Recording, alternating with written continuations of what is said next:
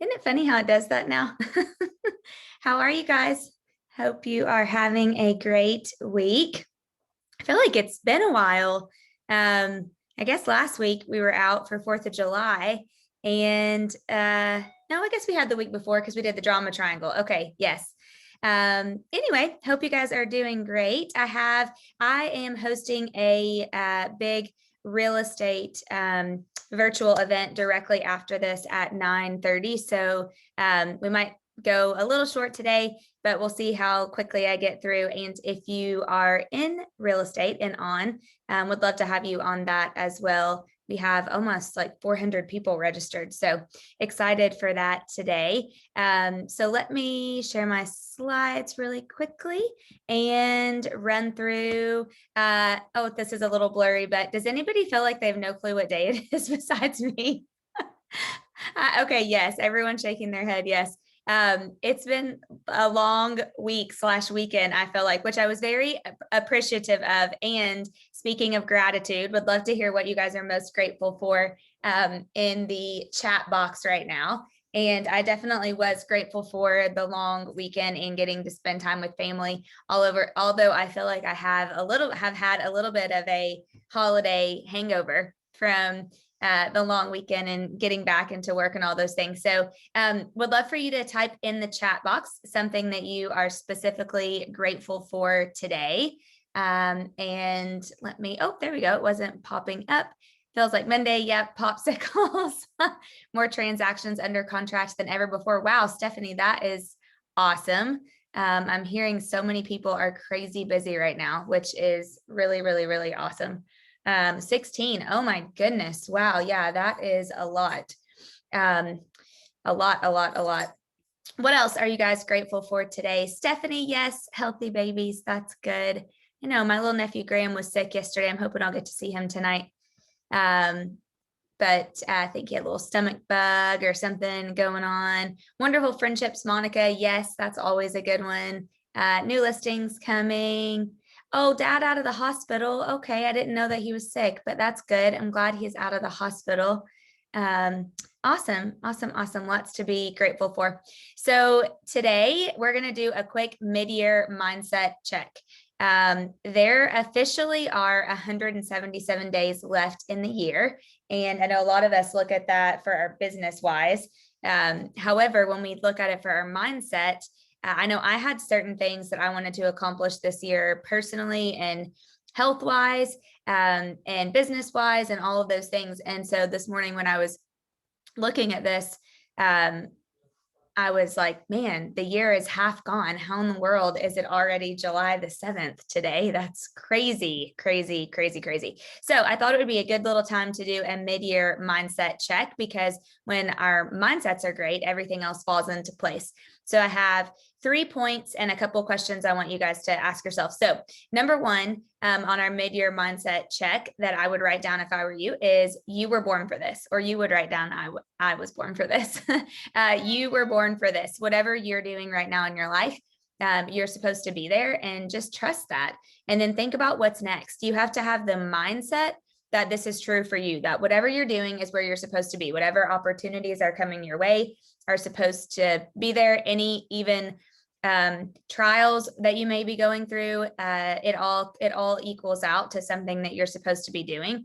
And then asking yourself, because you were born for whatever role you're in right now, and whether that's a business owner or a mom or a dad or anything, how can you wake up every day and just add value to other people? Because when you're adding value to others, your mindset is in such a great place.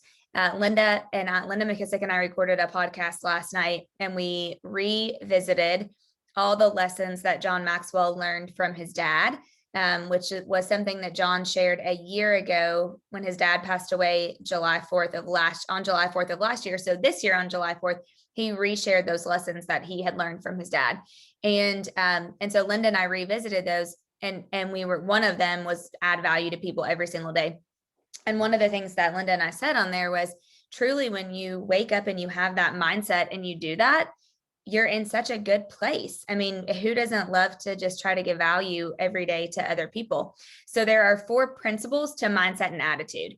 The first one is the lens principle, or the lens perspective.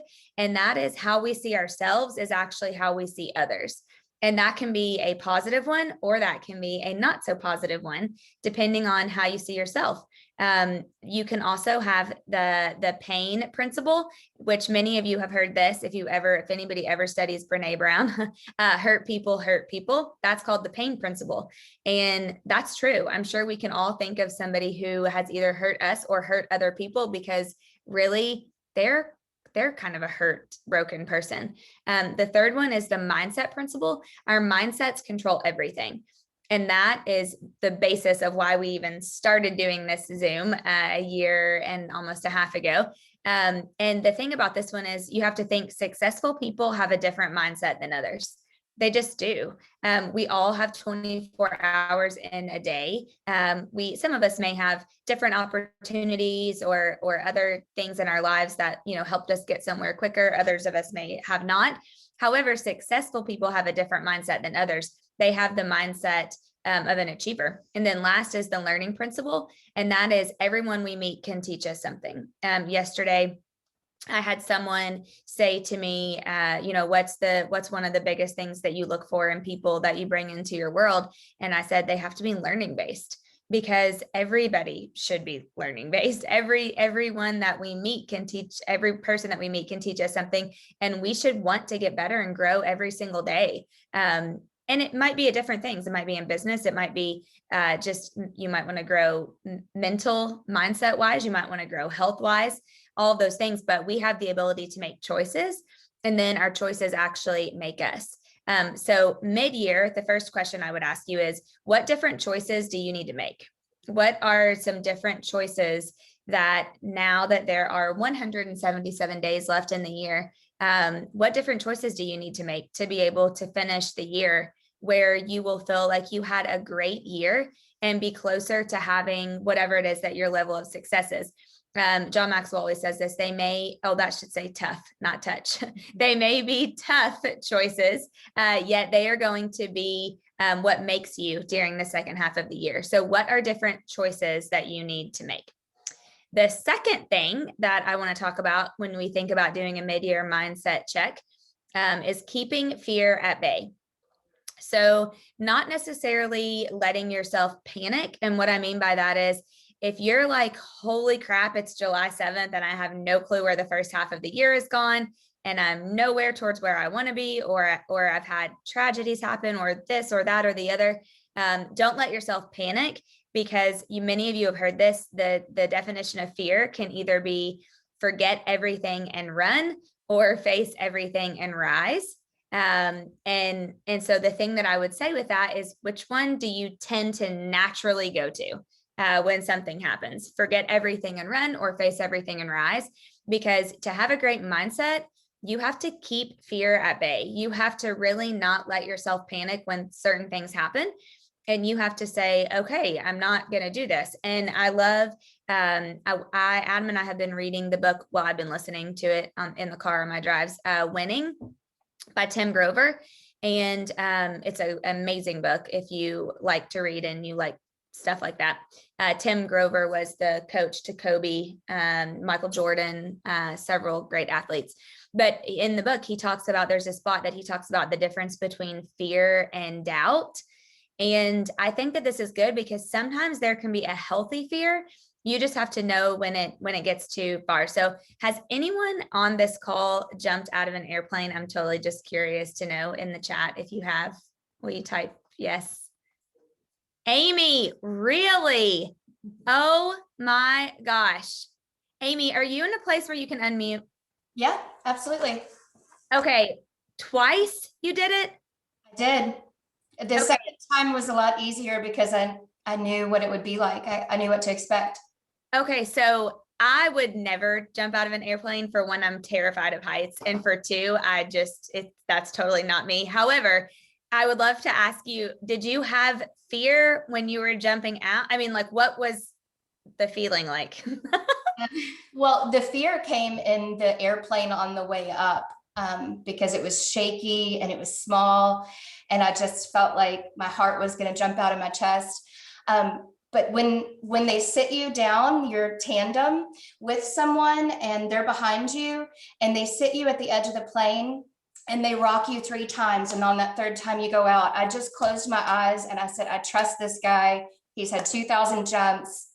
I've always wanted to do this. I just have to trust. I just have to do it. And Oh my gosh. Would you do it again? absolutely. Who's ready to? Not me. Oh, Garrett is jumping this month. Wait, I don't know who Keller Williams Associate Partners is today, but 3 times. Who is that? I'm trying to look.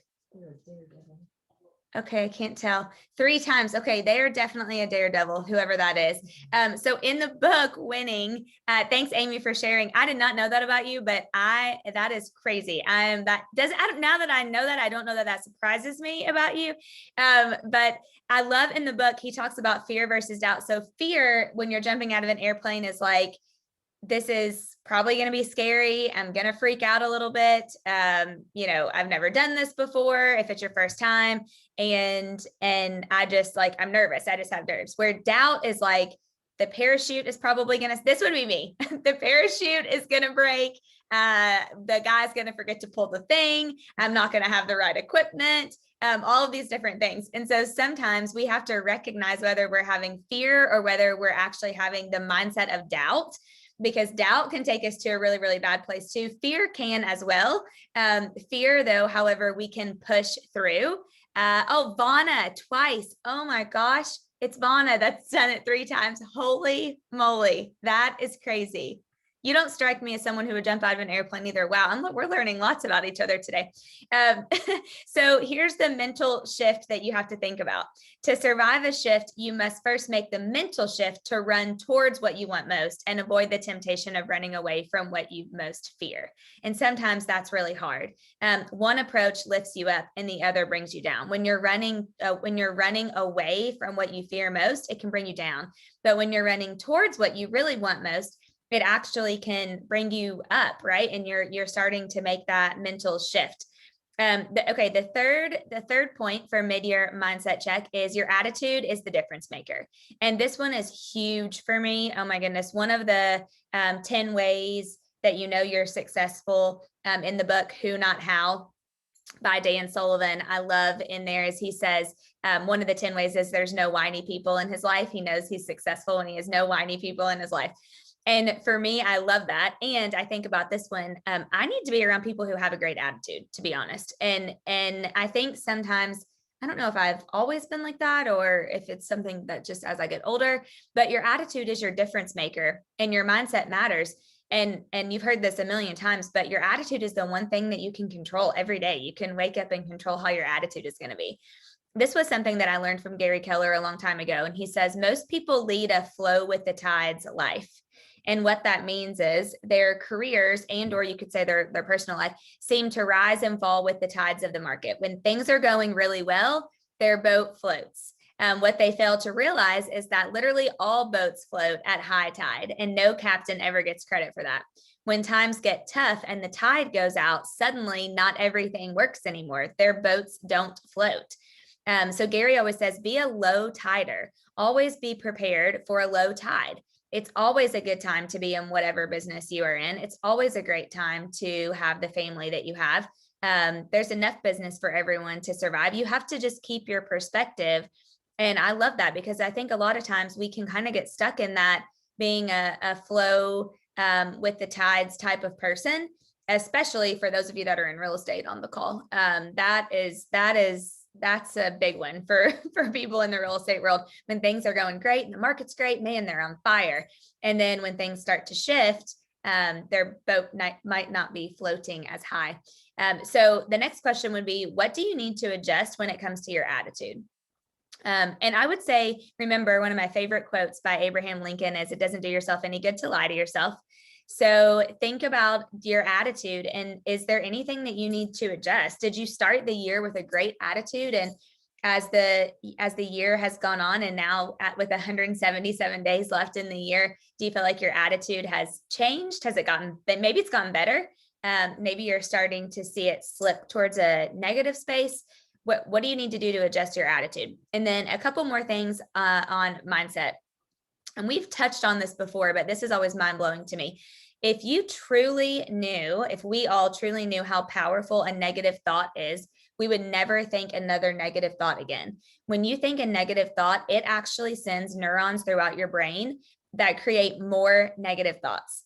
So if you think a negative thought, it goes and it starts to spiral. You think another one and then another one and then another one. And it actually impedes your cognition and slows down the brain's ability to process and think. Now, I'm definitely not a doctor. However, I have researched a lot around mindset and around just your thinking and your thought process and all of those things. That's always intrigued me. And then when you think about it, if you've ever had a time in your life where you've been in like a rut or a negative space, it is true. You kind of start to spiral with your negative thoughts. And Diana Kokoska told me this one time: nothing will cause more anxiety than focusing on what you cannot control. You have to keep your mindset in a great place, and don't focus on what you can't control, which for those of us that like to control, it can be rather hard. Raise your just hand really fast if you feel like you like to be in control or control. Yes. Okay. Almost everybody. Troy did not raise his hand, and I know that he likes to be in control. So he obviously did not raise his hand on purpose. Okay. So now that you've gotten real with your mindset, it's time to actually get right. And what that means is right means getting into action and getting into the right action. And this is just getting you on purpose. First, you have to get your mindset right. Josh raised his hand in the chat. Love it. First, you have to get your mindset right. It all starts with your mind. And then after that, you've got to get into action. But you have to be purposeful with your action. I don't know who said this, but once you know, it's not about knowing anymore. It's about doing. And one of my favorite quotes, this is a funny one, but when you know what to do, it's about moving from inspiration to perspiration. You have to get into action, and you actually have to do the right things, because at that point, you know what to do. You just have to go and do it, right? It's moving, it's getting into action. And sometimes actually, many years ago, I struggled with horrible, debilitating anxiety. And I can remember I would just get up, sometimes not. And sometimes I would say, okay, I'm just going to walk or get up and start cleaning the house or doing something, because it's just getting into action gets everything else going. And also, when you think about that with your business, it totally does the same exact thing.